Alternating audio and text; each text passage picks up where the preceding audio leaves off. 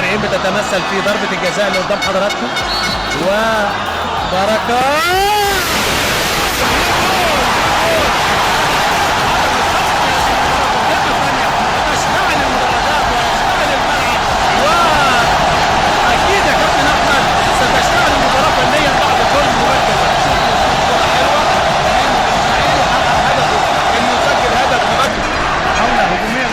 رمي التجربة جنب الرايه الثانيه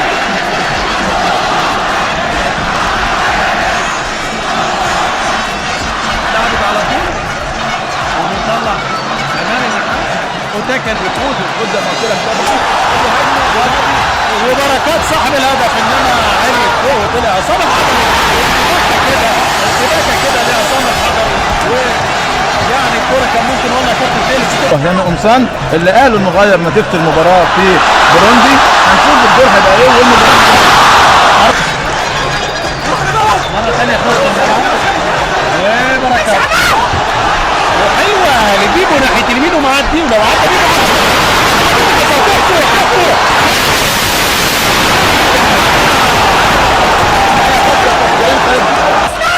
بركات حلوه الشاطر، مش ممكن اللي بيحصل في الملعب. سمسميه حلوه والدراويش بيعزفوا احلى لحن لغايه دلوقتي، انما لسه النادي الاهلي والارضيه يا اسلام يا شاطر وحلوه عشان كده لسه الاهلي بيدور على ثغره، الثغره دي اللي ممكن يعملها كويس قوي احمد عبد الظاهر فيما لما تم تغيير مركزه نقول بعد الكوره دي. ادي خالد بيبو حلوه وتاكا خالد بيبو يا سلام على الحلاوه، يا سلام على الروعه، ويا سلام عليك يا وتاكا. وفي تغييرين بقول لحضراتكم هيتعملوا مره واحده. علاء ابراهيم هينزل بدل احمد بلال، وادي بيبو وبيبو في اليمين وبيرقص طريقه حلوه، ادي خشبه يا سلام يا سلام، هو ده الكلام، هو ده الكلام يا خالد يا بيبو. خالد علي الامين بيبو عامل شغل عالي قوي. شكل عصام الحضري كده مش في لنا اللي بيحصل الحقيقه، الراجل شايل 3-4 كور مش ممكن يعني هجوم برضه طمع في الدقيقه، لكن عصام النادي الاهلي مع بدايه الشوط الثاني والهوا معاه، وهنشوف تغييرات سبل هتسفر عن ايه في الاداء وفي الشكل لنادي الاهلي. وادي اوتاكا ومعدي اوتاكا واحد والثاني ومعدي وماشي اوتاكا وفيها خطوره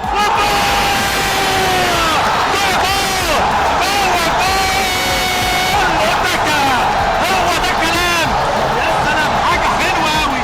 البدايه سريعه وساخنه من البدايه دي الاولى، والنهارده مش يوم النادي الاهلي لغايه دلوقتي 45 دقيقه في الشوط الاول كان خارج الخدمه، وادي الشوط الثاني البدايه، انما والله اوتاكا عملها ورفع رصيده ل 12 جول وهجمه وهدف ولا اروع من كده على راي كابتن شوبير.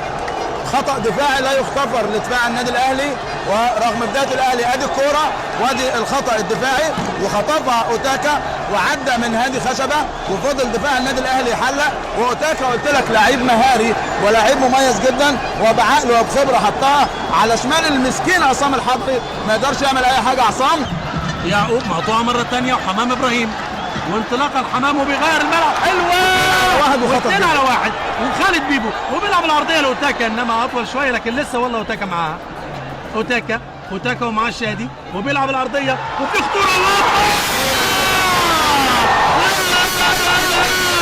الاسماعيلي والدراويش والبرازيل، مش ممكن، كره حلوه سرعه جمال اهداف 3-0 للنادي الاسماعيلي، يا سلام، هو ده الكلام والحلاوه والاثاره وهي دي القمه. بيبو بيجيب الجول الثالث للنادي الاسماعيلي. الاسماعيلي جوه منطقه جزاء النادي الاهلي بينفيهم الناشئ محمد يونس، ودقيقه على نهايه الوقت الاصلي وفي انتظار حسام الجوهري وجمال الغندور والوقت الضائع اللي هيقرره الغندور.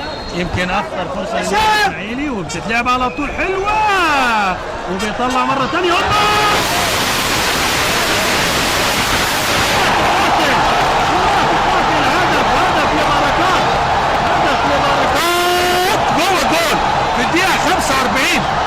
مكتوبه لهم يا كابتن احمد، مكتوبه لهم. مش ممكن الحقيقه، انا بقول لك بركات هو محور الاداء وترمومتر الاداء في النادي الاسماعيلي. اتعملت الضربه الحره المباشره جميله ولا اجمل من كده، اتردت على الراجل اللي اسمه بركات ده بمهاره هداف خبير، ياخدها على صدره ويحط قنبله على يمين عصام الحضري، ايضا لا يقل على الهدف عصام الحضري، لكن جون جميل ومباراه جميله. كنت بقول لك الاهلي هو الاقرب لمنطقه جزاء النادي الاسماعيلي.